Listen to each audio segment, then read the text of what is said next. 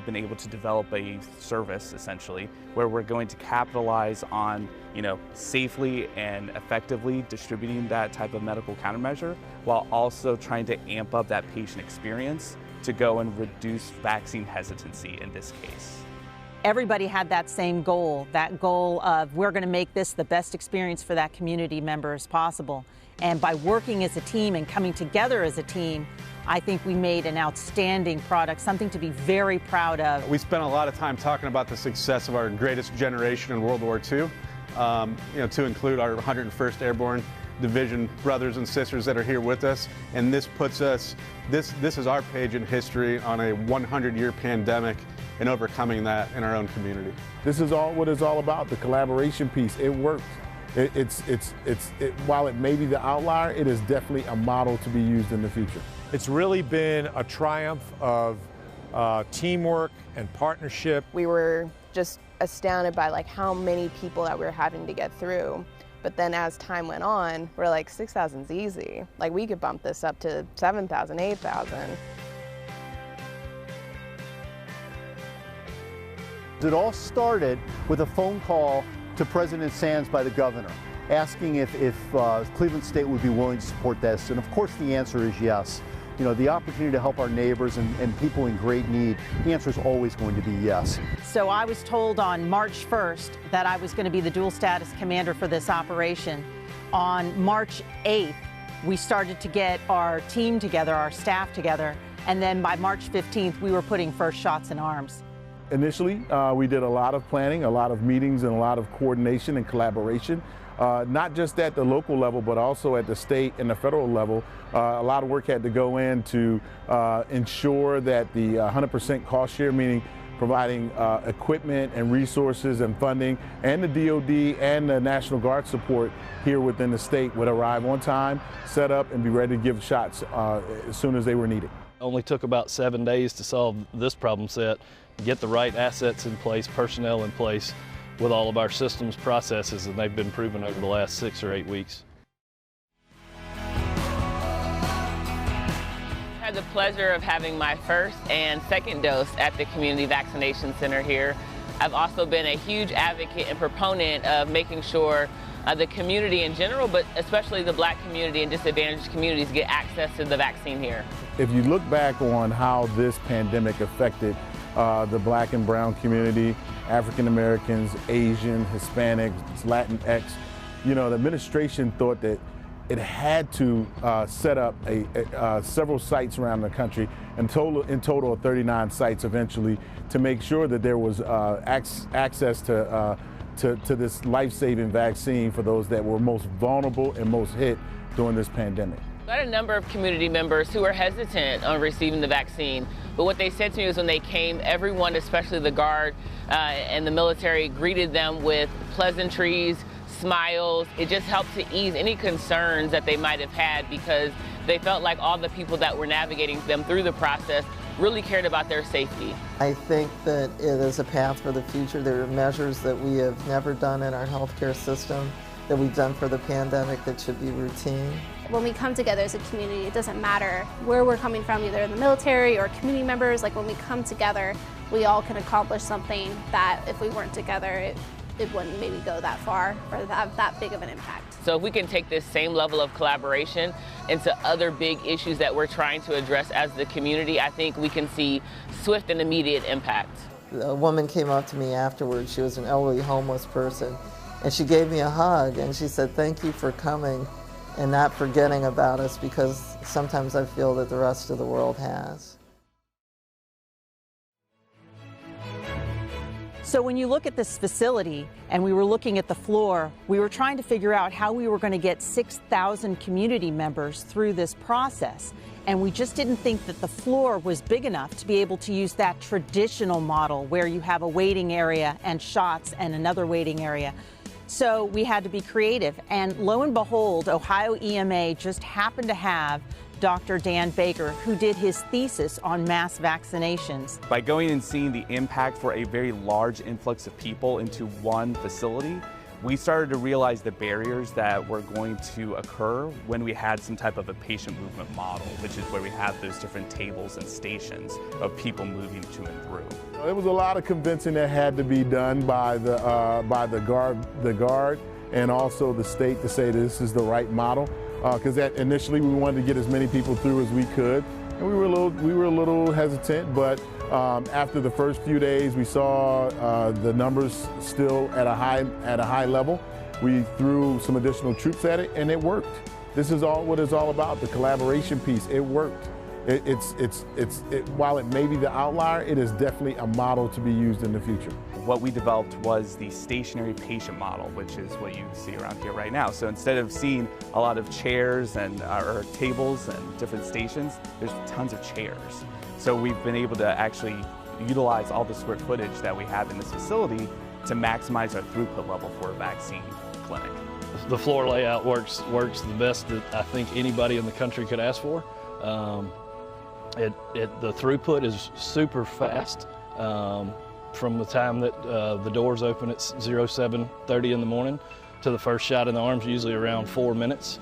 And that's from the time they check in, have a seat, the iPad operator comes up, verifies their information, shot given, Band-Aid closed, and then they get their 15 minutes. So it's about a 17-minute process depending on how long it takes them to walk in and come down to the floor. It's a very fulfilling feeling. I was very, very nervous, obviously, to go and see this, roll out, saying, oh, we'll see how it goes. Like, I was confident in it. We've already implemented this in Dayton, as I said before. But when you go and see, there's a time-lapse video showing the progression of how this moves. So it looks like a big conveyor belt, and people just continuously streaming into the Wolstein Center.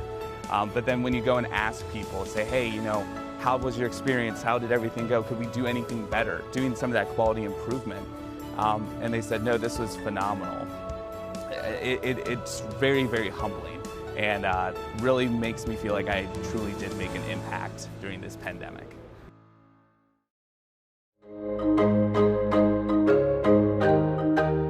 So this operation is really unique in that we have Title 10 active duty and Title 32 National Guard working together, and really other community members working together. And all of that effort needs to flow into one unified effort, which is part of what this dual status command is all about, having one single point of contact that controls all the operations.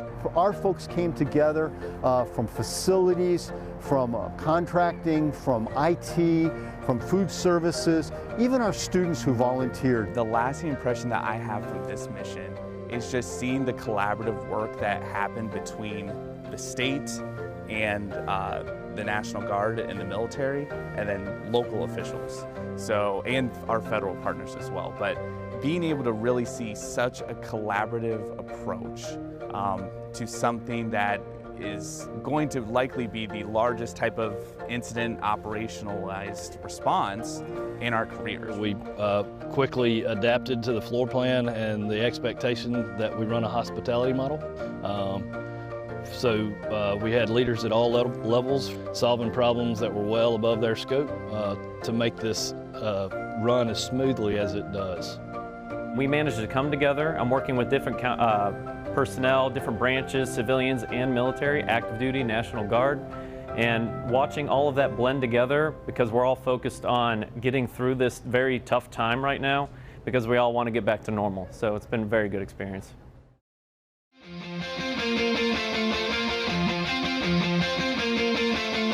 Part of our, customer service oriented operation here is to ensure people feel comfortable because you have people with all different types of emotions coming in here.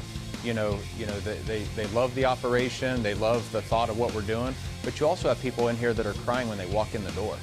And there's just a whole host of emotions. So what we're trying to do is make sure that we're providing every community member with dignity and respect and the same gratitude back that they're giving us, to ensure, again, that they're telling their community members, their congregation, their family, their coworkers, their neighbors, so we can get more people down here so they can get their shot. The first thing to make it better for the community members was taking into note what they were dealing with for the last year. As National Guardsmen, that was easy for us to understand because a lot of my soldiers have been dealing with the same situation. We've been in quarantine like our community members have. We've been in quarantine in Northeast Ohio like our community members have. And we know when they walk through the door, coming out to the community, walking in an arena, seeing this uniform can be very intimidating on your way to getting that vaccine. Knowing this, it was all about customer service as soon as they walked in the door, just easing their minds, reminding them they are doing the right thing by getting vaccinated, and just really driving home the customer service experience from the time they get out of their car to the time they're getting back into their car after their experience here at the Wolstein.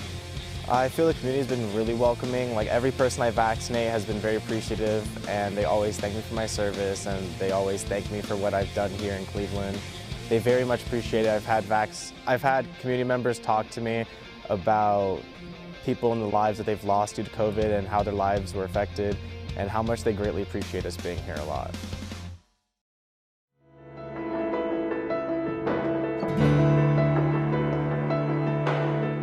We'll just call it a lifetime event that nobody will soon forget. It'll be talked about for years to come. Not just the Wolstein Center, but the pandemic, and then how we pulled together, unified, and started working through a problem set that's been ongoing now for over a year.